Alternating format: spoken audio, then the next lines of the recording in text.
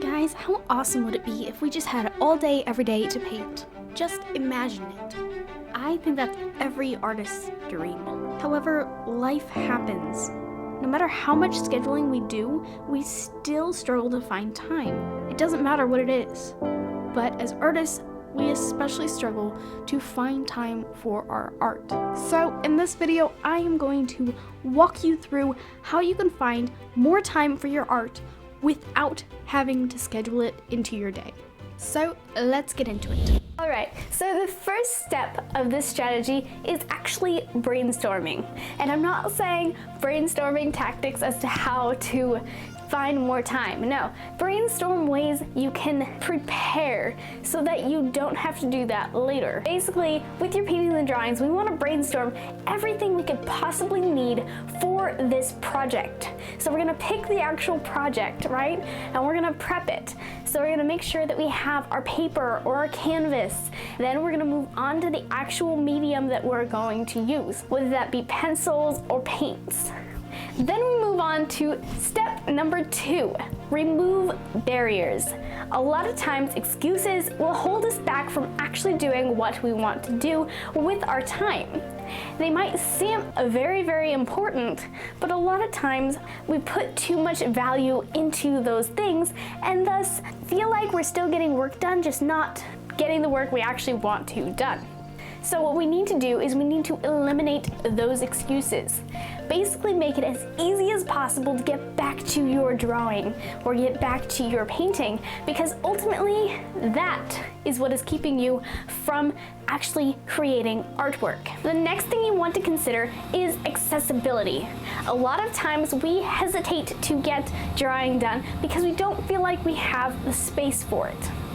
Not all of us are blessed with a beautiful studio and just a designated space to draw or paint.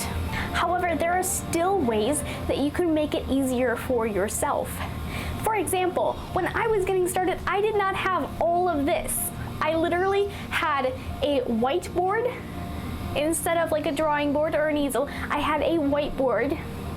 So I'd tape my paper to my whiteboard and then I'd sandwich it between another whiteboard. Then I'd take like those little black clips or whatever that you can get like at the dollar store and clip it together whenever I was trying to protect my artwork. A lot of us have kids or pets and things that could get to our artwork and ultimately destroy all the hard work we've put into it. We don't want that. But here's the thing, just like I said before, to protect my artwork, I literally just used another whiteboard. It doesn't have to be complicated, just do something and you will figure out what works best for you as you go along. And then Ziploc bags. That is the only organization I had when I first got started, is Ziploc bags. Literally. So I'd be fishing around in these bags for my art supplies. But here's the thing, it was there, it was ready. All I had to do was pick up that board, take the top off, grab that bag of art supplies, and draw. I know this sounds oversimplified, but here's the truth. The easier you make it for yourself, the more drawing you'll be able to get done in later steps. Moving on to step number 3. Get ready to run, people. No, I don't mean actually run. Everybody knows I am the laziest person on the planet when it comes to physical exercise. No, we're not running. But here's the thing, what we want to do is we want to mentally prepare ourselves to be ready to draw. When we're thinking about tasks, automatically our minds kind of value those tasks as more important. So if you're thinking about all the chores that need to be done around the house, you automatically will value that over your artwork. But what if you try to think about and get excited for your artwork while you're doing those other chores? Thus, making yourself eager to get back to that easel. Now here's the thing, we want to make sure that we're getting ourselves excited about it, but not frustrating ourselves in the sense that we can't get to it right away. Not only do we want to be thinking about it and getting mentally prepared, but we want to be physically prepared for this next step as well. And here's what I mean. I want you to consider your next project, okay? just think about it. And for me, I am always thinking about tons and tons of projects. I have tons and tons of stuff that I want to draw and paint. However, those things come in way faster than I can actually physically paint them. So consider that next project and really think about steps that you can do within that project. Break it down into steps. Basically, if you had a really short 2 to 5 minute break, what is the first thing you could do to be able to get something done? Whether that be the sketch outline, whether that be the first layer of colored pencil. I mean, if you're doing a portrait, it could literally just be the iris. Think of smaller steps within that larger project and make a list. And here comes the fun part. And I mean, really, really fun. What you do next is, when you are doing other chores, as I said before, think about your project and how much you want to get back to it. Get excited for it. And then, as soon as you see a split-second break, I'm saying it doesn't matter how small the amount of time, because a lot of times, if we go into it thinking that we have no time, we often come out of it thinking that, wow, that was actually a really good amount of time.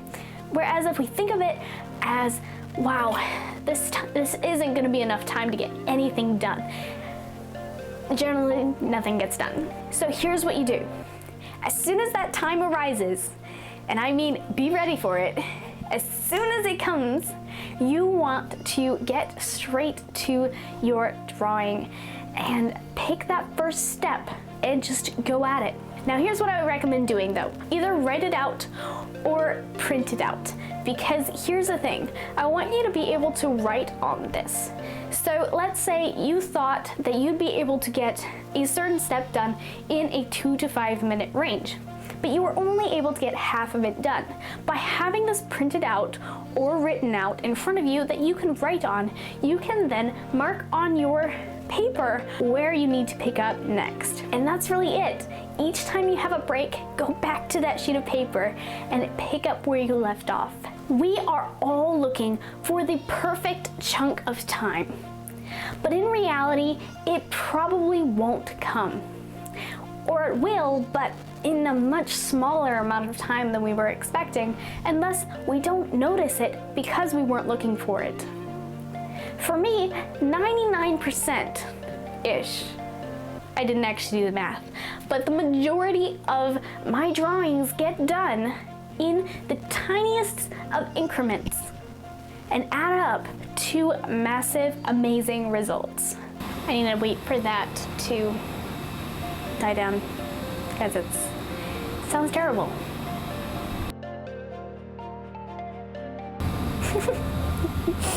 Maybe I can record over it. Anyways, I hope you all find that special amount of time that you can designate each and every day to creating art that you enjoy. I enjoy hearing from you, so if you have any questions or thoughts, feel free to share them with me down in the comments. I thoroughly enjoy hanging out with you guys. Anyways, thank you for watching, and until next time, God bless.